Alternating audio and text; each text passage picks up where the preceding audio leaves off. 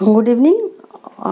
आज मैं आप लोगों को फिजिक्स की पहली क्लास दूंगी, भौतिकी की, और इसमें मैं आप लोगों को मात्रक और बीमा पढ़ाने जा रही हूँ, यूनिट्स एंड डायमेंशन। आइए देखते हैं मात्रक की जरूरत क्यों पड़ी। तो विभिन्न देशों के द्वारा जो फिजिकल क्वांटिटीज हैं, भौतिक राशि है, भौतिक राशि, लंबाई, द्रव्यमान, क्षेत्रफल, इन सभी को क्या बोलते हैं? फिजिकल क्वांटिटीज, भौतिक राशि। तो भौतिक राशि को मापने के लिए एक मानक विकसित किया गया, जिसे मापन की पद्धति बोलते हैं। तो पहले जो है मापन की 4 पद्धति हुआ करती थी। कौन कौन? पहला था MKS सिस्टम पद्धति, दूसरा CGS सिस्टम पद्धति, तीसरा FPS सिस्टम पद्धति, और चौथा सबसे लास्ट में SI सिस्टम पद्धति। तो MKS पद्धति, इसका उपयोग अपना भारत करता था, इंडिया में होता था। इस पद्धति के अनुसार लंबाई को मीटर में मापते हैं, द्रव्यमान को किलोग्राम में, और समय को सेकंड में। ठीक है। दूसरा मेरा है CGS पद्धति।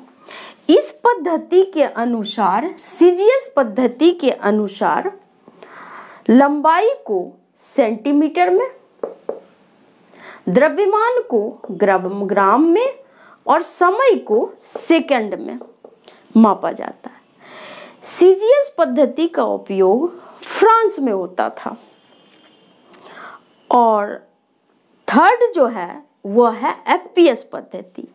जनरली FPS पद्धति का उपयोग इंग्लैंड, ब्रिटेन में होता था। इस पद्धति में लंबाई को फुट में, द्रव्यमान को पाउंड में, और समय को सेकंड में मापा जाता था। और चौथा मेरा है SI international system of units, fundamental units. तो पहले क्या होता था, विभिन्न देशों के द्वारा ये विभिन्न पद्धतियां जो अपनाई जाती थी फिजिकल क्वांटिटीज को मापने के लिए, भौतिक राशियों को मापने के लिए, तो दिक्कतें आती थी। जैसे एग्जाम्पल के तौर पे आप समझिए कि जो कच्चा तेल होता है, जिसको कि हम लोग बाहर से मंगाते हैं, विदेश से मंगाते हैं, वहाँ पर क्या होता है, तेल कंट्री से, तो वहाँ पर क्या होता है कि कच्चा तेल को बैरल में मापते हैं, द्रव्यमान को। और यहाँ पर अपना इंडिया में क्या था कि इसको किलोग्राम में। इसी तरह से जो फ्रांस है वहाँ ग्राम में, ब्रिटेन है तो वो बोलते हैं पाउंड।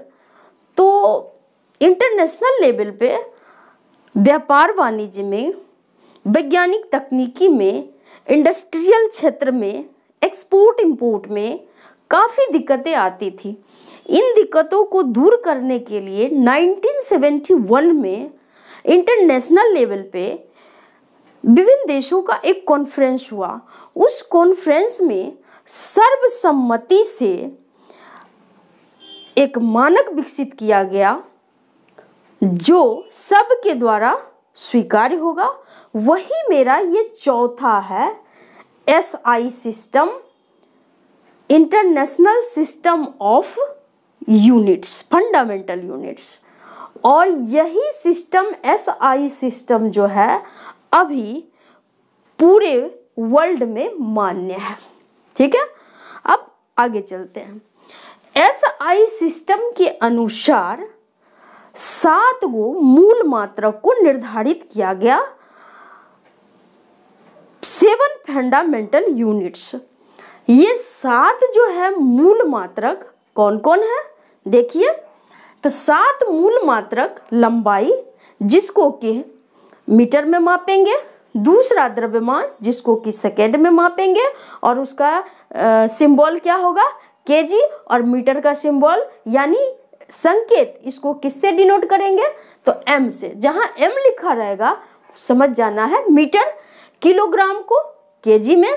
उसी तरह समय को किस में मापेंगे सेकेंड में, और उसको किससे डिनोट करेंगे एस से, उसका सिंबल संकेत एस होगा। विद्युत धारा को एम्पियर में मापेंगे और उसको जो संकेत होगा ए होगा। ताप को टेम्परेचर, ताप को केल्विन में, और उसको किससे डिनोट करेंगे के से। पदार्थ की मात्रा अमाउंट इसको किससे मापेंगे तो मोल से, और इसका सिंबल क्या होगा MOL मोल। हमारा लास्ट और 7वां जो फंडामेंटल यूनिट है वो है ज्योति तीव्रता, और इसको किस में मापेंगे कैंडेला से, और इसको किससे डिनोट करेंगे इसका संकेत क्या होगा CD। तो कई बार क्या होता है कि कंपटीशन के एग्जाम में ये पूछ लिया जाता है कि SI पद्धति के अनुसार कितने मूल मात्रक हैं, कितने फंडामेंटल यूनिट्स हैं। तो आपको ध्यान रखना है कि SI पद्धति के अनुसार 7 मूल मात्रक है। कितने मूल मात्रक है 7 मूल मात्रक है। मीटर, लंबाई, द्रव्यमान, समय, विद्युत धारा, ताप, पदार्थ की मात्रा, ज्योति तीव्रता, और इसको किस में मापेंगे वो देख लीजिए, और सिंबल। अगर आपको ऐसा लगता है तो आप इसका स्क्रीनशॉट लीजिए ताकि आपको याद करने में और बार बार रिवीजन में सही रहेगा, और आपको ध्यान रहेगा कि यही 7 जो है यही मूल मात्रक है। बाद में क्या हुआ कि देखा गया कि 2 और मात्रक हैं जिसका कि कहीं कोई मान नहीं है, जिसको कि परिभाषित नहीं किया जा सकता।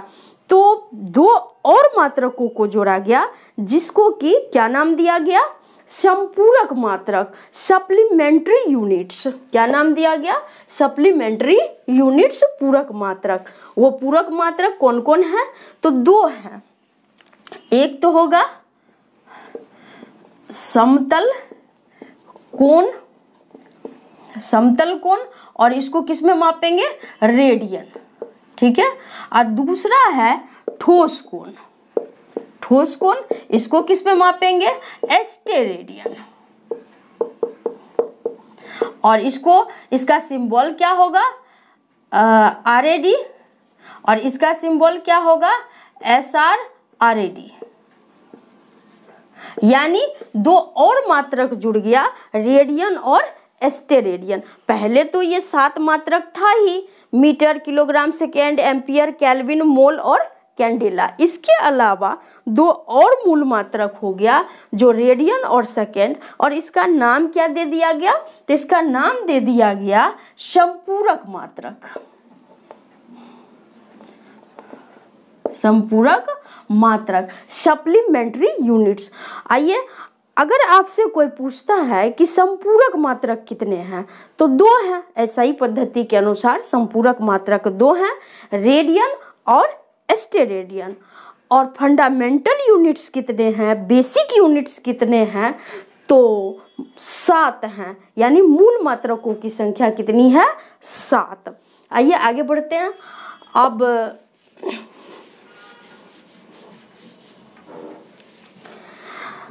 फंडामेंटल यूनिट्स, बेसिक यूनिट्स तो आप समझ गए कितने होते हैं 7।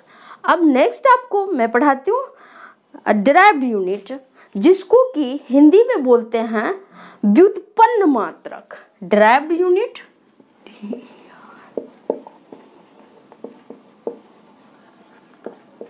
व्युत्पन्न मात्रक। व्युत्पन्न मात्रक क्या होता है तो जैसे मैंने पहले बताया कि जो फंडामेंटल यूनिट्स होता है, बेसिक जो मात्रक है, मूल मात्रक है, उसकी ये जो मीटर, किलोग्राम, इसकी सहायता से जिन भौतिक राशियों को लिखा जाता है उसी को हम बोलेंगे डिराइव्ड क्वांटिटीज, डिराइव्ड यूनिट। जैसे मान लीजिए कि आपको क्षेत्रफल लिखना है, ठीक है, तो क्षेत्रफल की परिभाषा आप जानते हैं, क्षेत्रफल को जो है उसका क्या होता है फॉर्मूला, तो क्षेत्रफल के लिए होता है मीटर और उसका स्क्वायर। तो क्या हो गया, क्षेत्रफल का मीटर स्क्वायर, यानी मीटर गुने मीटर। तो फंडामेंटल यूनिट मीटर हो गया। इसी की सहायता से मुझे क्या मिल गया, मीटर स्क्वायर, जो कि क्षेत्रफल का क्या हो गया, यूनिट हो गया। तो डिराइव्ड यूनिट आप लोग समझ गए। अब आगे चलते हैं, यूनिट्स क्लियर हो गया। अगर जिनको क्लियर नहीं होगा तो प्लीज़ कमेंट में आप लिख देना। सिंपली शब्दों में आप ये समझें कि 7 मूल मात्रक हैं और मूल मात्रकों की सहायता से जिन मात्रकों को लिखा जाता है उसी मात्रक को क्या कहते हैं, व्युत्पन्न मात्रक, डिराइव्ड यूनिट। ठीक है, आइए आगे चलते हैं। बीमा, डायमेंशन। डायमेंशन क्या होता है, तो देखिए डायमेंशन जो होता है, जब जो हमारी फिजिकल क्वांटिटीज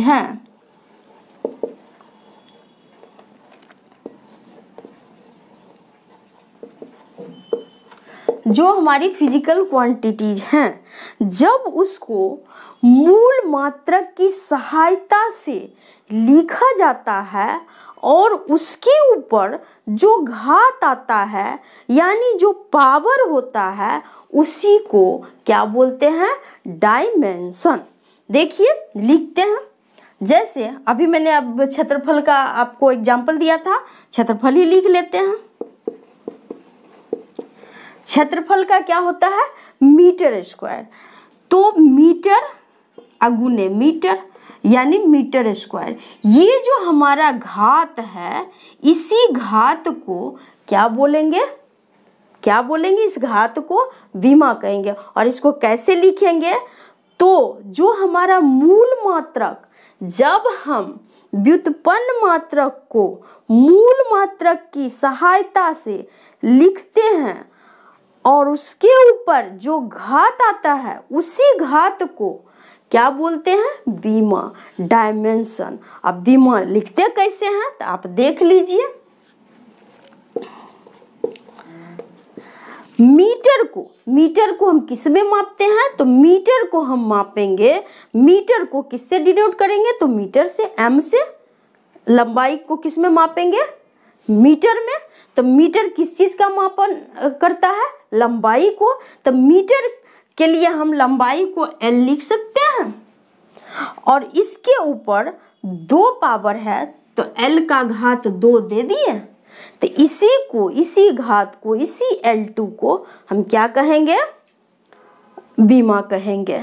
ठीक है, नेक्स्ट क्लास में मैं आपको कई सारे बीमा, जो फिजिकल क्वांटिटीज हैं, उसकी बीमा बताऊंगी और आपको अच्छे से समझाऊंगी कि बीमा को कैसे लिखा जाता है और किस प्रकार से। कहीं आप लिखा देखते होंगे MLT इनवर्स 2, जो कि बल का बीमा होता है, बल का डायमेंशन होता है। MLT इनवर्स 2 ये बल का होता है, क्षेत्रफल का भी होता है, त्वरण का होता है, LT इनवर्स 2। तो ये जो है, जैसे त्वरण हो गया तो त्वरण का क्या होता है, LT इनवर्स 2। तो ये कैसे लिखाता है, यही तो हमारा बीमा हुआ, डायमेंशन हुआ। तो नेक्स्ट क्लास में मैं आपको यही सिखाऊंगी कि MLT पर घात 2, MLT इनवर्स 2, ये त्वरण का बीमा कैसे हो गया, इसको कैसे लिखे, ये बल का बीमा कैसे हो गया, इसको कैसे लिखे। नेक्स्ट क्लास में, नेक्स्ट डे मैं आपको इन चीज़ों को पूरे डिटेल के साथ समझाऊंगी, ताकि आपको एग्जाम में दिक्कत ना हो। क्योंकि पिछले टाइम मैंने देखा था कि वहाँ पर जो है ऊर्जा का बीमा पूछ दिया था, कार्य का बीमा पूछ दिया था। तो मैं थोड़ा सा आपको कॉन्सेप्ट समझाई, अब मैं बीमा लिखना बताऊंगी, ताकि आपको किसी भी कंपटीशन एग्ज़ाम में दिक्कत ना हो, क्योंकि कंपटीशन एग्ज़ाम में पता नहीं चलता है कि जो कंपटीशन किस करवट लेती है, इसलिए हमें फुल्ली प्रिपेयर्ड होकर के जाना है। जब हम फुल्ली प्रिपेयर्ड हो जाएंगे कि बीमा लिखना सीख जाएंगे तो कोई भी बीमा पूछेगा तो आसानी से हम उसको जो है फाइंड आउट कर लेंगे और जो है सही क्वेश्चन जो है करके आ जाएंगे। तब तक के लिए इतना ही। थैंक यू, धन्यवाद।